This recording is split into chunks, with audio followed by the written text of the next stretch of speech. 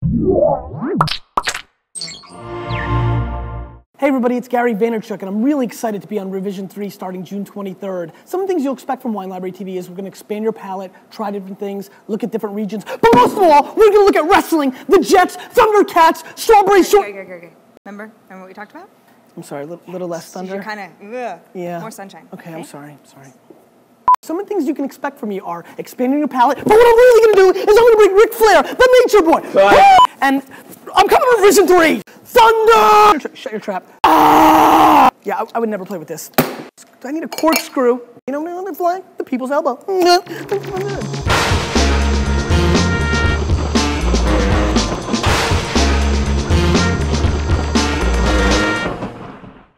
This episode of Techzilla is sponsored by Microsoft Unified Communications, HP Media Smart Connect, and GoDaddy.com. Coming up in this episode, Cali and Washington go hands-free July 1st. We've got a mini-free hands-up roundup for the cell phone in your car. Are you feeling paranoid? You can encrypt your hard drive and secure your sensitive data from prying eyes for absolutely nothing. And what do Mohawks and vinyl have in common? How about a turntable recommendation? So turn off the Muppet Show, boil up some Franks, steam those buns, and grab a can of pop, because Techzilla starts now.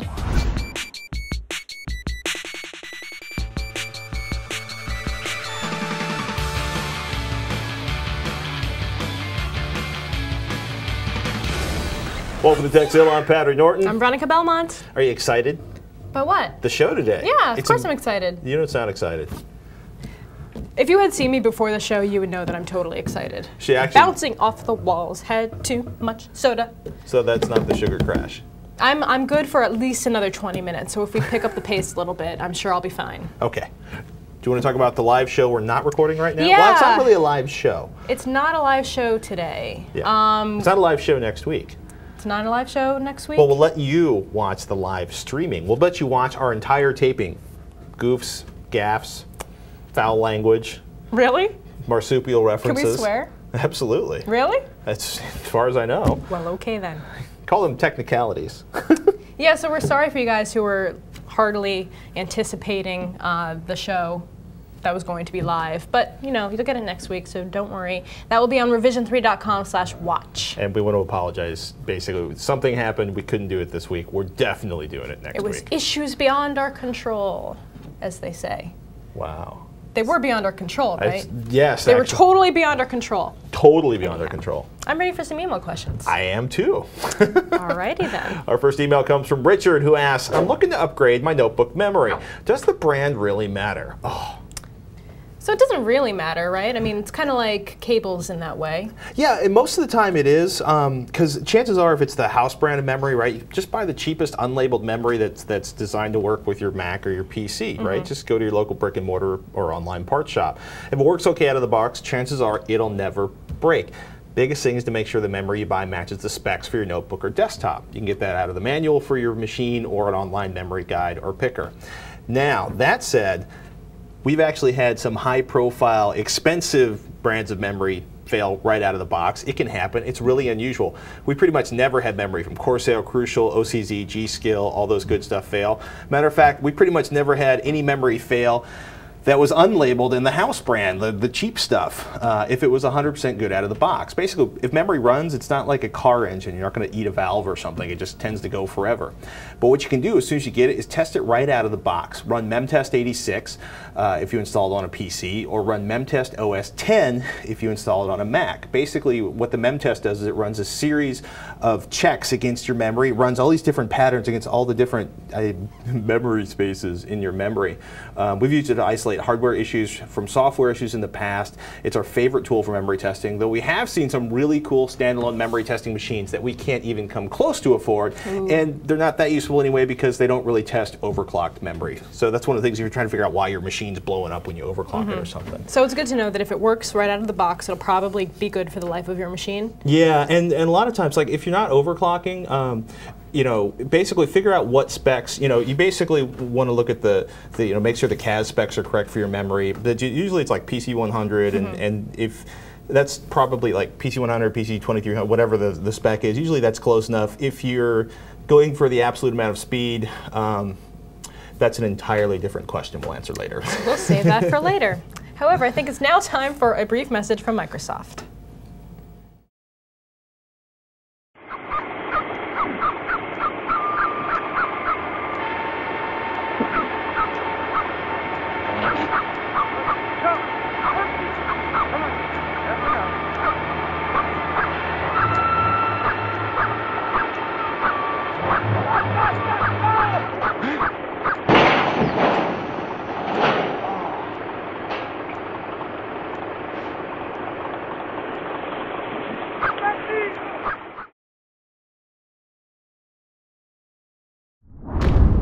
Welcome to this week's Freebie Download Pick, a free program that we find useful, fun, or incredibly interesting. Today's selection, IcoFX. While the stock icons that come with XP, Vista, and OS X are perfectly functional, there's something about rolling your own icons that make your personal computer more, well, you know, personal.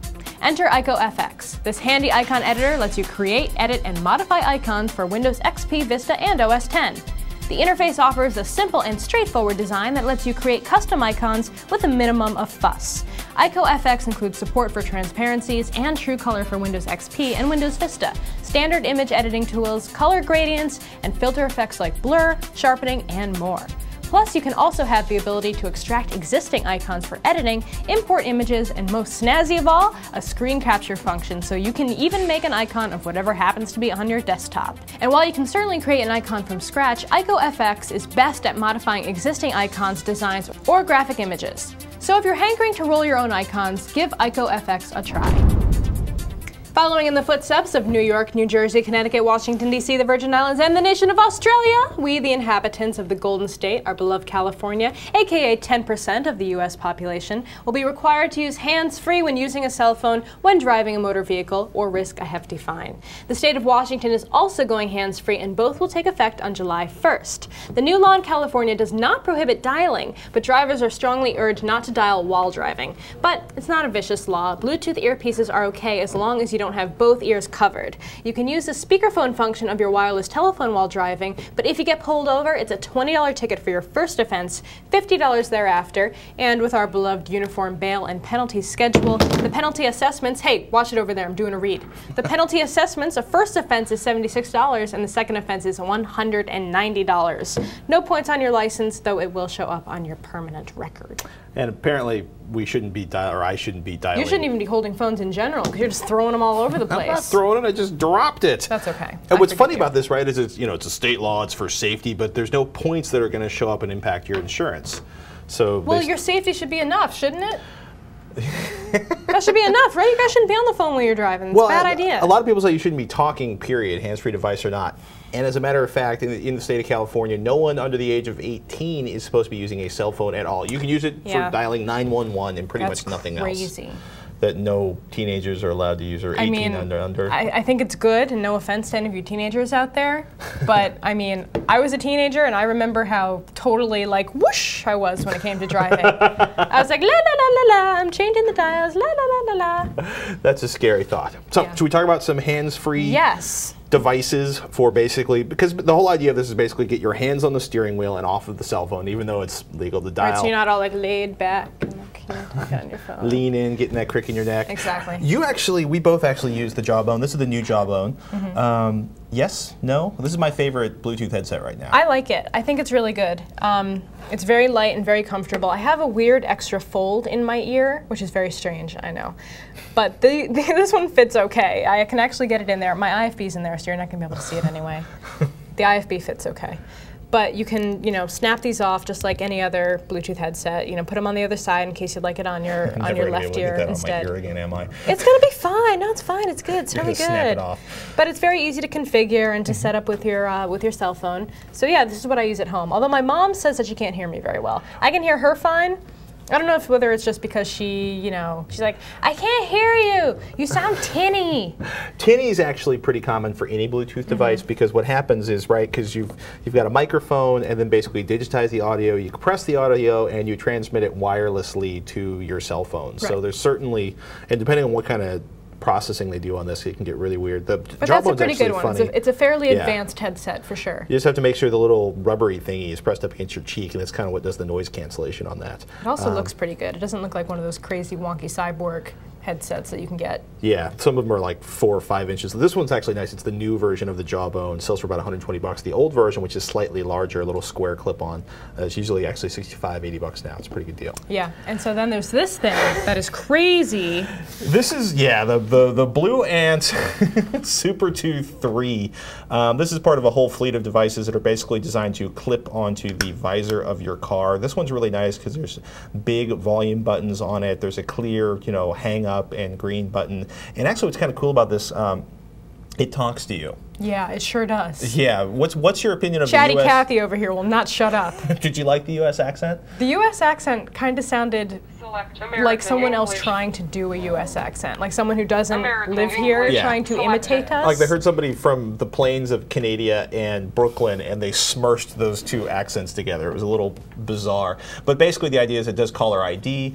It talks to you British, English, French, or British or US English I should say, since apparently they're radically different. French, Spanish, German. So it'll automatically download your phone book. You upload your phone book to it. It does caller ID recognition. If your phone supports it, it'll actually do, well, you know, we'll talk about some of that because it actually has a lot in common with the other visor clip-on device we have, which is Jabra's SP5050. And it's a little less fancy. It's basically a speaker and a mic only, and you like the fact that the whole face is one big button. Right, it's just one big giant button there, very clicky and nice, so you kind of know when you've compressed it. The volume buttons are on the side, which was a little funky for me to get used to, and I like a little more volume out of it, and also the LEDs, I wish they were a little bit brighter. Right, so it would be going like this if it was a visor. It'd be sitting like this, and then how could you, be this way, like that. We need a visor for demos. You can't really see the You don't really need to at see all. them other than to know that it's on. You know, it's got like 200 hours of standby time and like 10 or 20 hours. I think 20 hours A nice big of talk speaker time. on the front too, so that's good. It works pretty well. You just need to get the volume turned up. Or maybe I'm going deaf, which is entirely possible. That is also possible, Mr. Tinnitus Face. So, what? Little tinnitus is good for you. Super, and use earplugs if you're going to loud concerts or dance halls.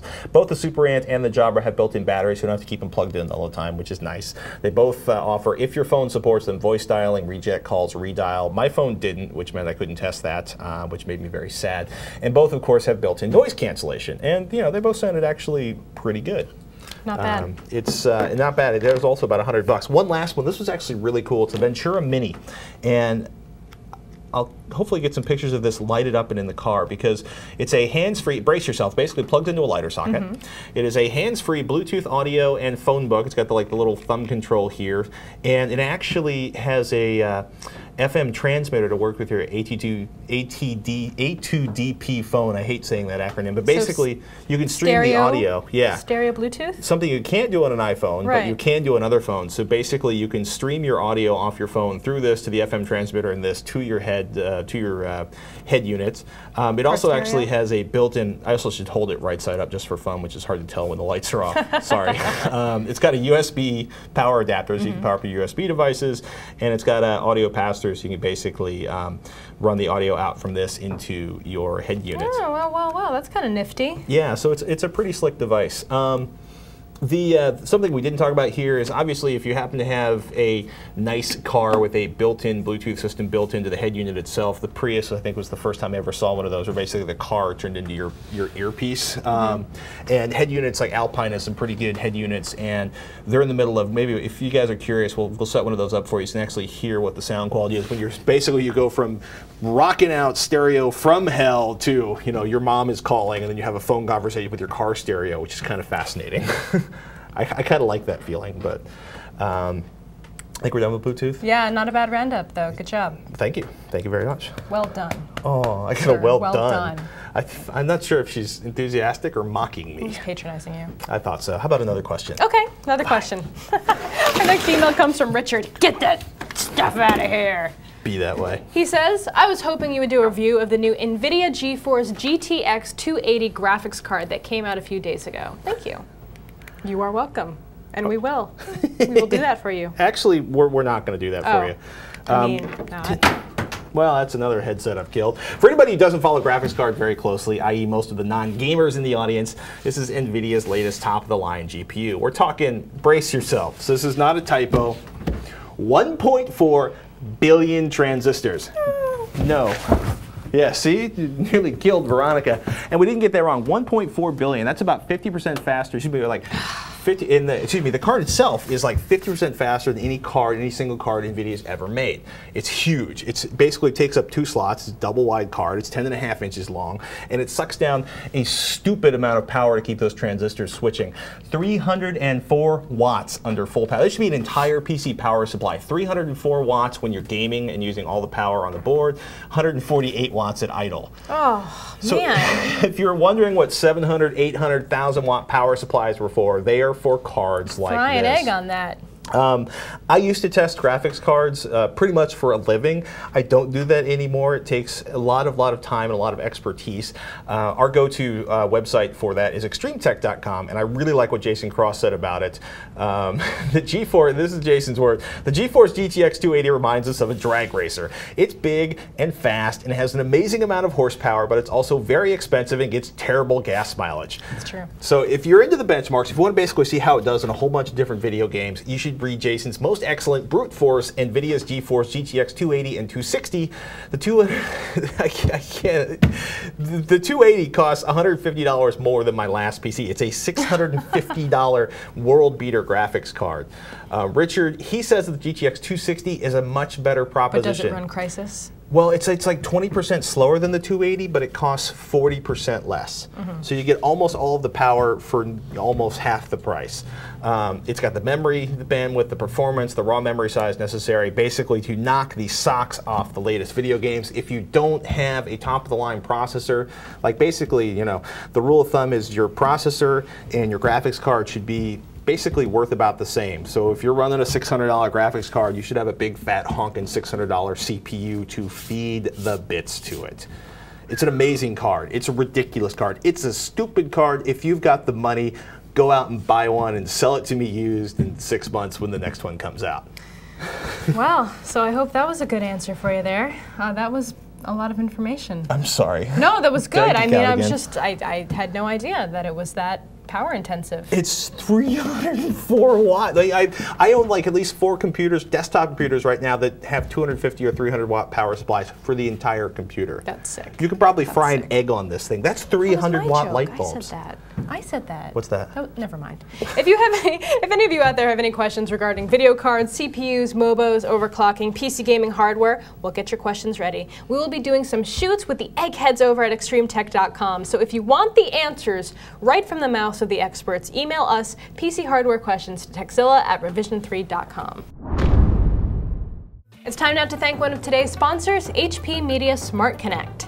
If you're looking for a great media center extender that can find all your digital media no matter where it lives in your home, look no further than HP Media Smart Connect. HP Media Smart Connect displays a single list of all the digital media gathered from all the hard drives on your home network, offering you a rich extender for Windows Media Center experience. To learn more, join HP, Microsoft, and Patrick Norton on this webinar this July 8th. You can check it out at the address shown on your screen, www.microsoft.com/HP Media Smart Connect.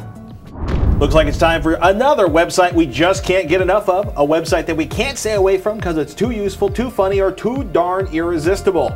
Today's pick, Project Gutenberg. Like a book repository, Project Gutenberg aims to collect, digitize, and make available as many cultural works to as many people as possible.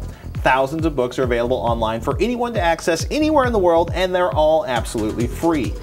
You can either read the books online or download them in plain text format, and a majority of the books are in the public domain, so you'll find a lot of the classics. Edgar Allan Poe, Shakespeare, Moby Dick, Dracula, even Grimm's fairy tales. Copyrighted material is available in some cases, and in that case, there might be a restriction or two. Project Gutenberg is run by volunteers, and anyone can contribute.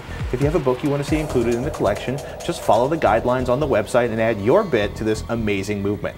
So next time you want to read up on an old classic or feel like indulging your inner bookworm, check out Project Gutenberg. Hey Pat, you're one of those paranoid, always looking for big brother, tinfoil hat wearing kind of guys, right? Well, I should be. Yeah, I guess. Do you know what the NSA can do? They're reading your thoughts right now. Okay. And that's what the big servers in there are for. Stand down, man. Stand down. Whatever. Anyhow, we got a question from Chris, and he writes, I'm currently using TrueCrypt on my Linux workstation for external drives. I was wondering if there is a way to encrypt my installation drive without reinstalling. It doesn't necessarily have to be TrueCrypt, but it must be able to run under Linux. Okay, for everybody that's like looking at the screen going, what are they talking about? TrueCrypt is a free open source disk encryption software. Encryption, it's the idea that nobody without your password can access the data that is encrypted. It's, you know, it's like basically it's a cipher. It's protecting your information. Somebody starts snooping, they can't read your stuff. TrueCrypt is pretty slick. It's got a fair amount of respect in the crypto community, which is saying something, and it offers a variety of algorithms or formulas for securing your data, including AES, Serpent, Twofish, and Cascades. It's always nice to act options, and don't ask me to explain any of them because I start doing higher math. My brain shuts down and I weep softly in a corner. English, good. Computers, fine. Trucks, great. Crypto code, weeping softly. Now, my understanding is that TrueCrypt does system encryption on Linux 2.4 and 2.6, along with Windows and Mac OS X, and a whole bunch of other flavors of basically Windows that it supports. You install it and you ask it to encrypt the entire disk. It's pretty easy, right? So we've got TrueCrypt down here. I go to System, and this is the Windows version. There's also now a graphical interface for Linux, and I go to... God, how many drives are connected to this Well, thing? there's a whole thing about plausible deniability built into this and some pretty wild stuff that I'm not going to explain right now, but you encrypt your system drive, and the idea, right, is if you encrypt the whole drive, that means it encrypts everything on your PC's hard drive and decrypts it on the fly as you need it. Your applications, your information, the operating system itself, the cache, anything on there, any application you run. Now, it can suck a little processor overhead if you're like a gamer, but actually for most modern machines it's not too bad, but it gives you a fairly secure situation. So you basically select encrypt the whole drive and hit next, and I'm not going to do that right now. You know what?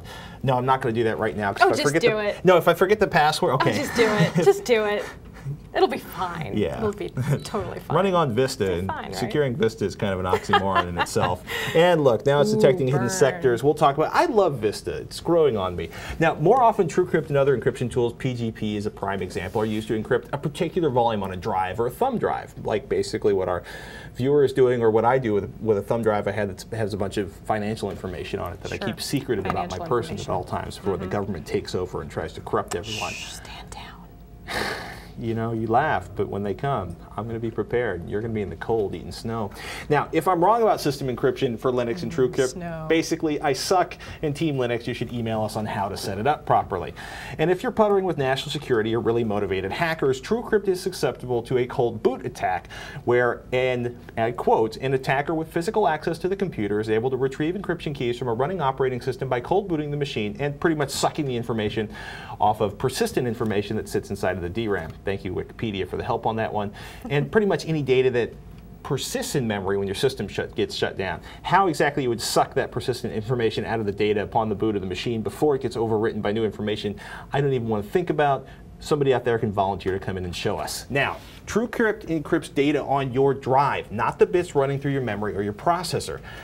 Now, because I'm in like hyper paranoid territory now, right? So the idea is like the hard drive is encrypted, but it has to, I'm being mocked so hard, but you have to decrypt the information to actually use it, right? And you have to host the unencrypted master key in your system memory to decrypt that data. So if TrueCrypt is shut down, normally it basically wipes its password, but if the machine gets the power cord yank or goes into hibernation, the password is going to live on in RAM. Likely, not really, but worth considering if you have serious paranoia issues or you think your kid's sister might have loaded something nasty on your system like a keylogger, in which case when you enter in your password to open up the data, she's going to get it on the keylogger because she's sneaky that way, like Veronica. She is smart. Yes, she is. She's a smart little devil, that keyloggers imaginary are sister scary. of yours. It's keyloggers are just frightening things. Everyone should scan regularly for them, especially if you have creepy family members. Well, so that's good, and we're almost done. Well, this is just detecting hidden sectors.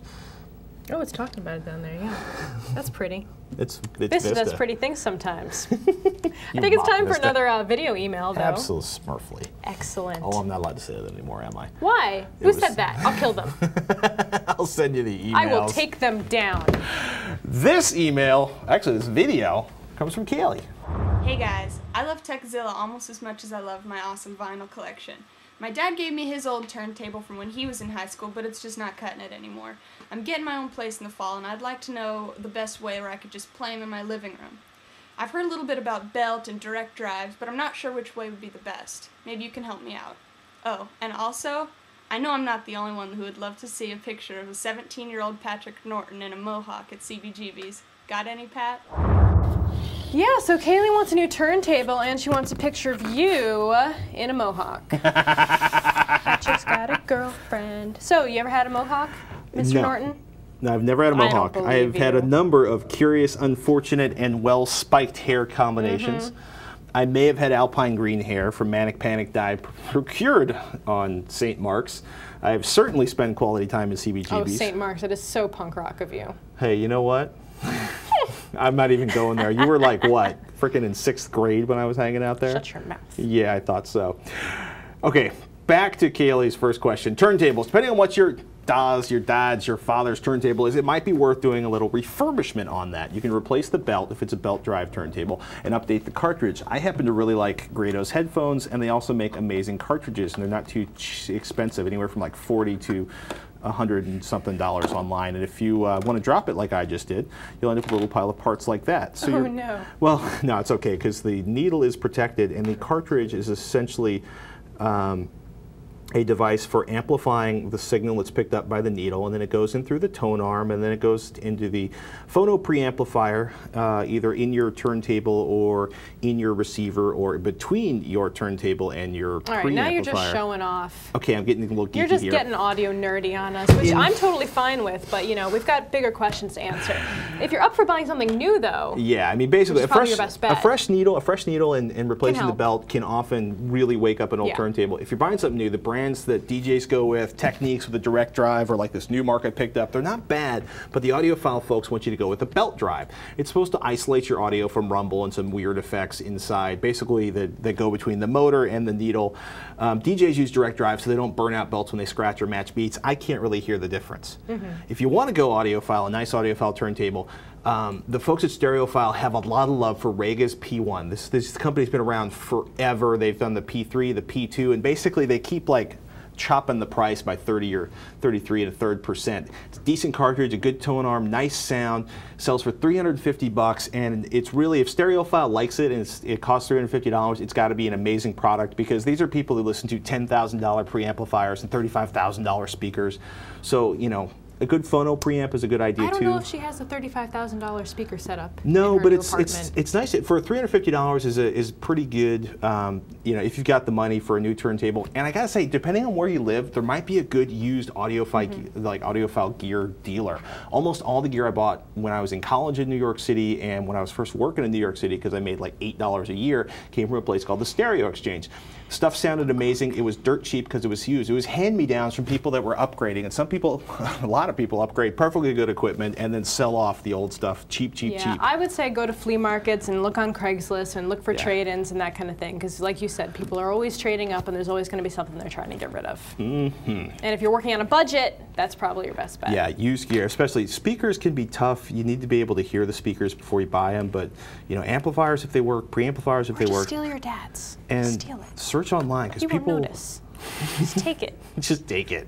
Tell him I said it was okay.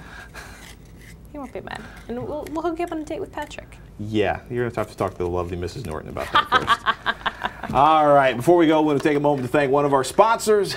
These are the people that make these episodes possible. Remember, without them, you can't have your weekly Techzilla fix.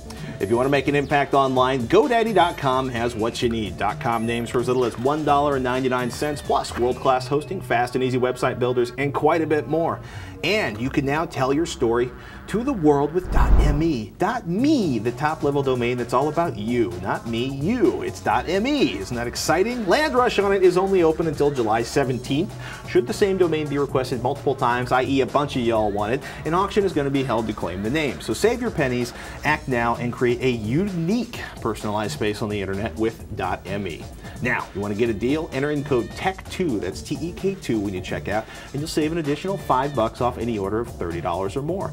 Some restrictions apply. Please see the site for details. Do us a favor here at Techzilla. Get your piece of the internet at GoDaddy.com and enter in that code. Support us by supporting them. I just realized something. What? I don't think there's a picture of me at CBGB's, but there is a picture of me on top of a crowd at a Descendants show at Maxwell's with one hand, like the lead singer's got one hand on my head, and we're singing Suburban Home.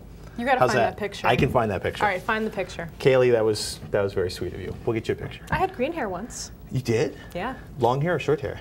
Longish. Wow. Yeah, it was pretty bad. No, actually it can work. Well, it was blue and then it faded to green. Oh, it was that. So different. that's pretty awesome, right? Off on an alpine green tangent.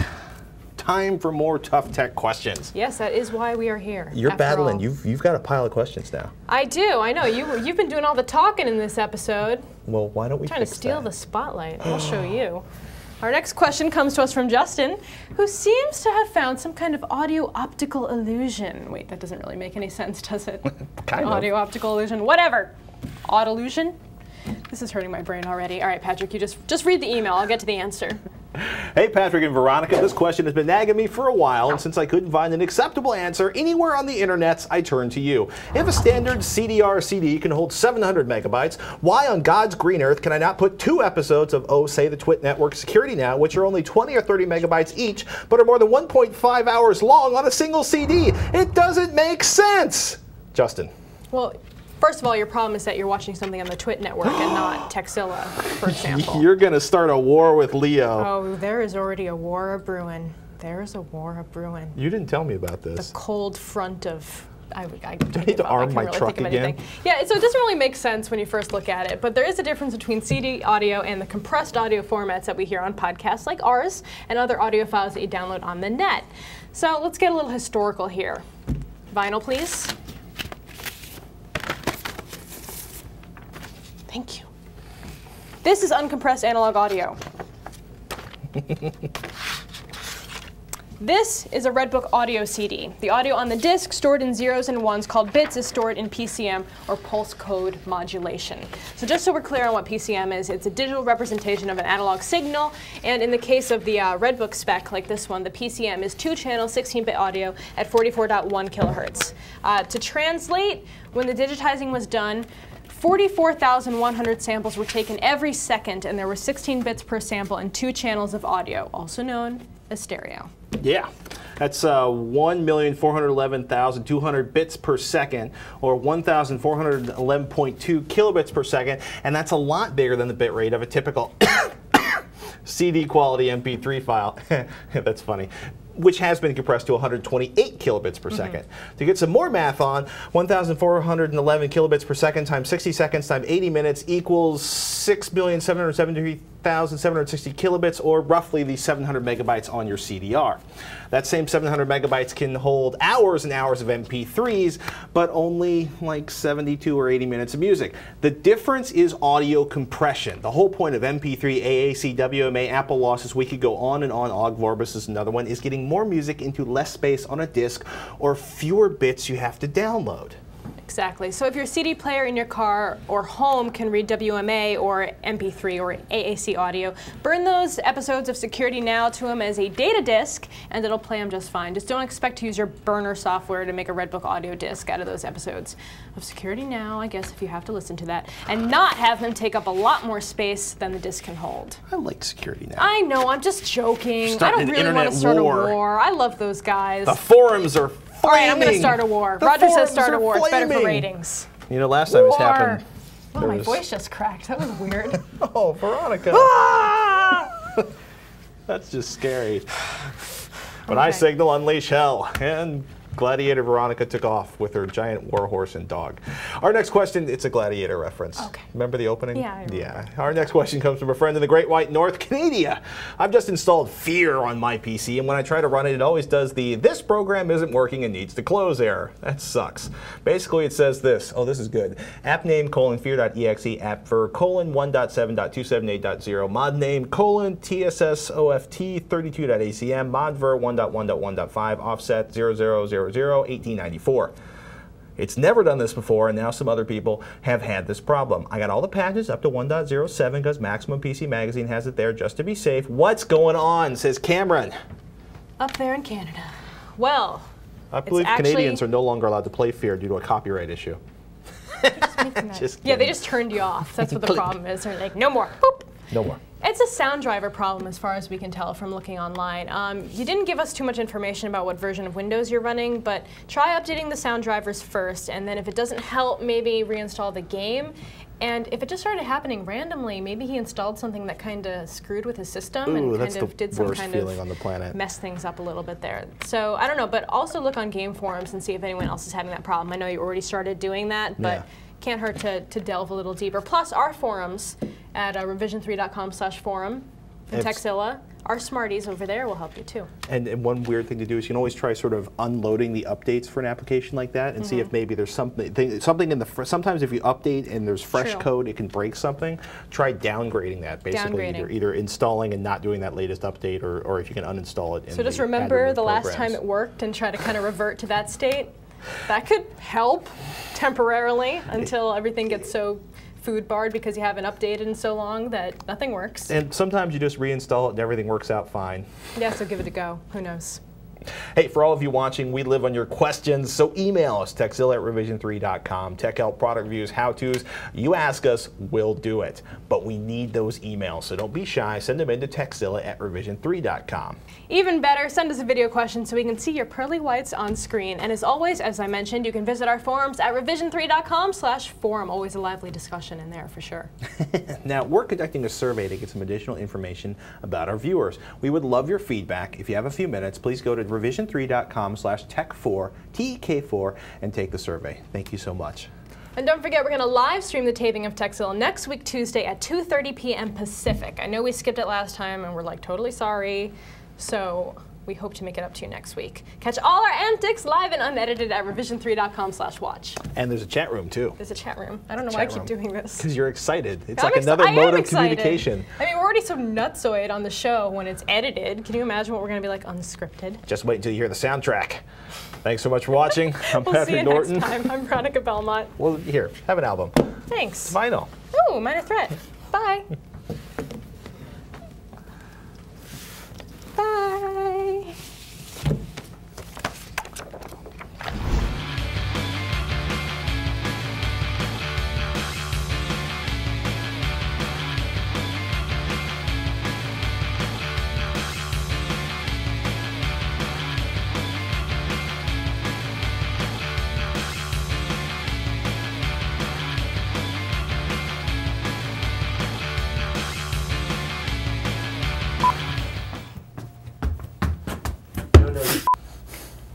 Dude, dinner, maybe a little dancing. I know,